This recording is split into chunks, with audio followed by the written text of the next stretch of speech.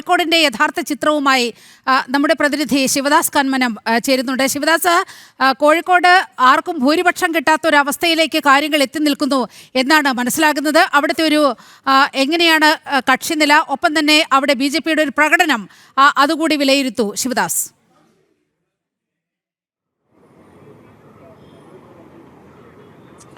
നീലിമ, ശക്തമായ ഒരു പോരാട്ടം തന്നെയാണ് കോഴിക്കോട് ജില്ലയിൽ ഉള്ളത്. അതായത് കൃത്യമായി ഇപ്പോഴും ഫലം നിർണ്ണയിക്കാൻ കഴിയാത്ത ഒരു സാഹചര്യം, ഇപ്പോഴും നിലവിൽ ഇഞ്ചോടിഞ്ച് മത്സരം തന്നെയാണ് കോഴിക്കോട് കോർപ്പറേഷനിൽ നടന്നിരിക്കുന്നത് എന്നതിൻ്റെ വ്യക്തമായ ഉദാഹരണം തന്നെയാണ് ഇപ്പോഴുള്ള ഈ റിസൾട്ട്. LDFന് 28 സീറ്റിൽ ഇപ്പോൾ ലീഡ് ചെയ്യുമ്പോൾ 26 സീറ്റിൽ UDF ഉണ്ട്. അതോടൊപ്പം തന്നെ ശക്തമായി തന്നെ 14 സീറ്റിൽ NDAയും വിജയിച്ചിരിക്കുന്നു. അതായത് NDAയ്ക്ക് മുൻപ് വലിയ രീതിയിലുള്ളൊരു സ്വാധീനമൊന്നും കോഴിക്കോട് കോർപ്പറേഷനിൽ ഉണ്ടായിരുന്നില്ല. പക്ഷേ കാലാകാലങ്ങളായി അത്തരത്തിലുള്ള ഒരു സാഹചര്യമെല്ലാം തന്നെ മറികടന്നുകൊണ്ട് കഴിഞ്ഞ തവണ ഏറ്റവും മികച്ച ഒരു ഭൂരിപക്ഷമായ 7 സീറ്റ് കഴിഞ്ഞ തവണ NDAയ്ക്ക് ലഭിച്ചു. ഇപ്പോൾ അതിലും വലിയ, അതിൻ്റെ ഇരട്ടിയിൽ കൂടുതൽ സീറ്റിലേക്ക് ഇപ്പോൾ NDA എത്തി നിൽക്കുന്ന ഒരു സാഹചര്യമുണ്ട്. അത്രത്തോളം ശക്തമായ ഒരു പിന്തുണയും ജനകീയ അടിത്തറയും കോഴിക്കോട് കോർപ്പറേഷനിൽ അടക്കം NDAയ്ക്ക് ഉണ്ടാക്കാൻ കഴിഞ്ഞു എന്നുള്ളതാണ് കോഴിക്കോട് ജില്ലയിൽ നിന്നുള്ള ഏറ്റവും പ്രധാനപ്പെട്ട ഒരു വിവരം. ഇപ്പോഴും പല ഇടങ്ങളിലും കൃത്യമായി പൂർണ്ണമായും തന്നെ ഫലങ്ങൾ വന്നിട്ടില്ല. കോഴിക്കോട് ജില്ലാ പഞ്ചായത്തിൽ അടക്കം ഇപ്പോൾ കടുത്ത ഒരു മത്സരം നടക്കുന്നുണ്ട്. നേരത്തെ നമുക്കറിയാം കോഴിക്കോട് ജില്ല എന്ന് പറയുമ്പോൾ അത് ഇടത് സ്വാധീനമുള്ള ഒരു ജില്ല കൂടിയായിരുന്നു. ഇടതിന് വലിയ സ്വാധീനമുള്ള ഒരു ജില്ല, പലപ്പോഴും ആന കുത്തിയാൽ വീഴാത്ത സീറ്റുകൾ എന്ന് തന്നെയായിരുന്നു ഇടതുപക്ഷം പറഞ്ഞിരുന്നത്.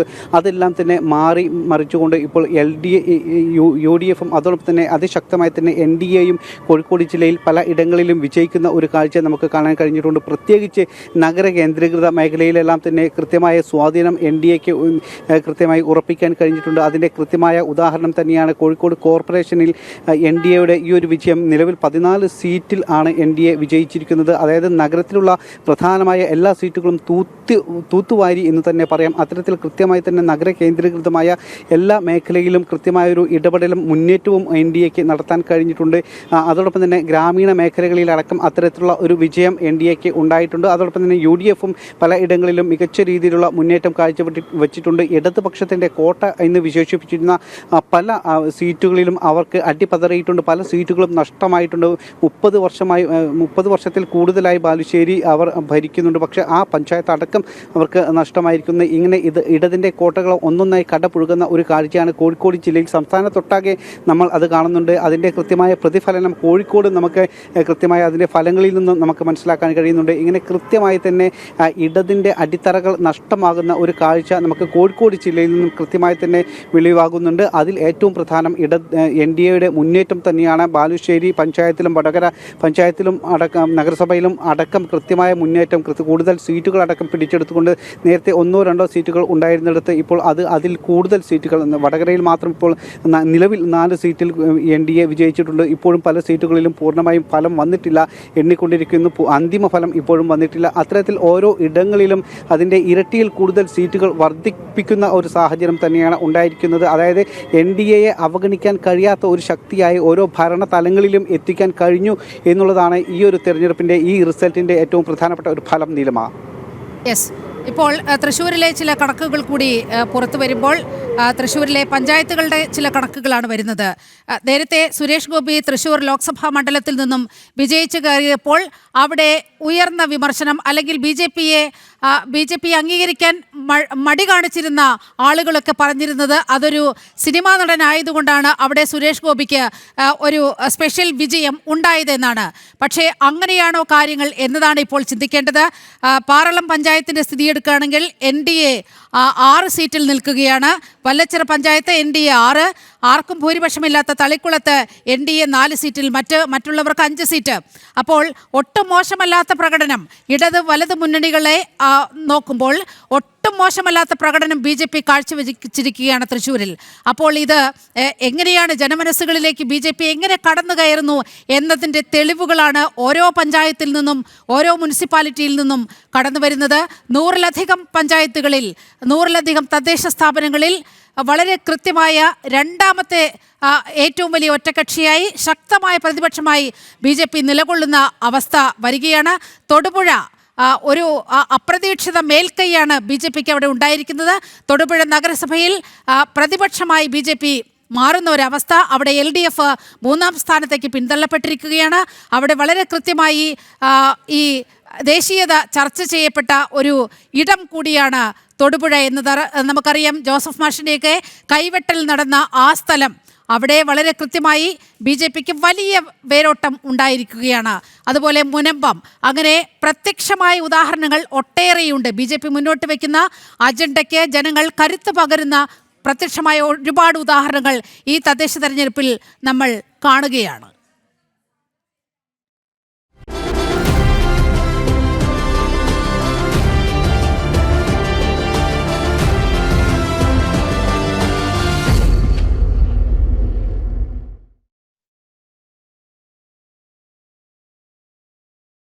തൃശ്ശൂരിൽ നിന്നും വീണ്ടും അത്തരത്തിലുള്ള കണക്കുകൾ വരുന്നുണ്ട്. തൃശ്ശൂർ കൊടകരയിൽ സ്വതന്ത്രൻ ഭരണം തീരുമാനിക്കുമെന്നുള്ള അവസ്ഥയിലേക്ക് തിരിക്കുകയാണ്. അവിടെയും UDF 7, LDF 7, NDA 5, സ്വതന്ത്രൻ 1. അവിടെയും NDAയുടെ ശക്തമായ കടന്നുകയറ്റം നമ്മളിവിടെ കാണുകയാണ്. അപ്പോൾ തൃശ്ശൂർ എന്ന് പറയുന്നത് സുരേഷ് ഗോപി നിന്നതുകൊണ്ട് മാത്രം വിജയിച്ച ഇടമല്ല. അവിടെ കൃത്യമായ രാഷ്ട്രീയ വോട്ടുകൾ പോൾ ചെയ്യപ്പെട്ടു എന്ന് തെളിയിക്കുന്നതാണ് അവിടുത്തെ ഓരോ തദ്ദേശ സ്ഥാപനത്തിലെയും കണക്കുകൾ പുറത്തു വരുമ്പോൾ, ആ വിജയം പുറത്തു വരുമ്പോൾ മനസ്സിലാകുന്നത്. ഇപ്പോൾ കൊല്ലം കരുനാഗപ്പള്ളി മുനിസിപ്പാലിറ്റിയിൽ LDFന് ഭരണം നഷ്ടമായി എന്നുള്ള വിവരങ്ങൾ പുറത്തു വരുന്നു. അത് കരുനാഗപ്പള്ളി എന്ന് പറയുന്നത് മദനിയുടെ സ്ഥലമാണ്. CPMൽ കടുത്ത വിഭാഗീയ പ്രശ്നങ്ങൾ നിലനിന്ന നഗരസഭയാണ് കരുനാഗപ്പള്ളി. CPM ജില്ലാ സമ്മേളനത്തിന് സമയത്തൊക്കെ അവിടെ നിന്നുള്ള വിഭാഗീയത നമ്മൾ കണ്ടതാണ്. അവിടെ ഒരു വിഭാഗത്തെ പൂട്ടിയിട്ട് മറുവിഭാഗം അവരെ മർദ്ദിക്കുന്ന ഒരവസ്ഥ കണ്ടു. വളരെ വിഭാഗീയത നിലനിന്ന കരുനാഗപ്പള്ളി ആ മുനിസിപ്പാലിറ്റി LDFന് നഷ്ടമായിരിക്കുകയാണ്. അവിടുത്തെ കക്ഷിനില UDF 19, LDF 12. അവിടെയും NDAയുടെ കടന്നുകയറ്റം. കരുനാഗപ്പള്ളി എന്ന് പറയുന്നത് CPMന്റെ ഉറച്ച കോട്ട, മദനി വാഴുന്നിടം, PDPയുമായി വളരെ അടുത്ത സഖ്യം CPM പുലർത്തുന്ന ഒരു കോട്ടയാണ് കരുനാഗപ്പള്ളി. അവിടെ LDFന് ഭരണം നഷ്ടമായിരിക്കുന്നു. അവിടെ NDA കടന്നു കയറിയിരിക്കുന്നു 6 സീറ്റുകളിലേക്കെന്ന പ്രത്യേകത കൂടിയുണ്ട്. കരുനാഗപ്പള്ളിയിലെ ആ സീറ്റ് നില പരിഗണിക്കുമ്പോൾ കൊല്ലം കൊട്ടാരക്കര നഗരസഭ LDF നിലനിർത്തിയിട്ടുണ്ട്. അവിടെയും NDAയുടെ കടന്നുകയറ്റം. LDF 17, UDF 7, NDA 5. നമുക്കറിയാം കൊട്ടാരക്കര ഗണപതി ക്ഷേത്രത്തിൽ നടന്ന കാര്യങ്ങൾ നമുക്കറിയാം. അവിടെ കരിപ്രസാദ വിതരണത്തിലടക്കം ഈ രാസ വസ്തുക്കൾ ചേർത്തുകൊണ്ട് കരിപ്രസാദം ഉണ്ടാക്കുകയും അവിടെ ഭക്തരുടെ വികാരം എത്രത്തോളം വ്രണപ്പെട്ടു എന്ന് ജനം TV തന്നെ പലതവണ അവിടെ നിന്നുള്ള വാർത്തകൾ സംപ്രേഷണം ചെയ്തതാണ്. NDAക്ക് 5 സീറ്റ് കൊല്ലം കൊട്ടാരക്കര നഗരസഭയിൽ ഉണ്ടായിരിക്കുകയാണ്. അതും BJP മുന്നോട്ട് വെച്ച ചില വിഷയങ്ങളുണ്ട്. ആ വിഷയങ്ങളുടെ വളരെ കൃത്യമായ ജനങ്ങൾ ആ വിഷയങ്ങൾ ഏറ്റെടുത്തു എന്നതിൻ്റെ കൃത്യമായ തെളിവ്, ഏറ്റവും വലിയ തെളിവ് സ്വർണ്ണക്കൊള്ളയാണ്.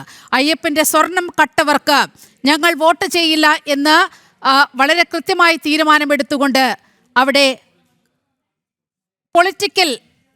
പൊളിറ്റിക്കൽ വോട്ടുകളാണ് പോൾ ചെയ്യപ്പെട്ടത് ഈ സംസ്ഥാനത്ത്.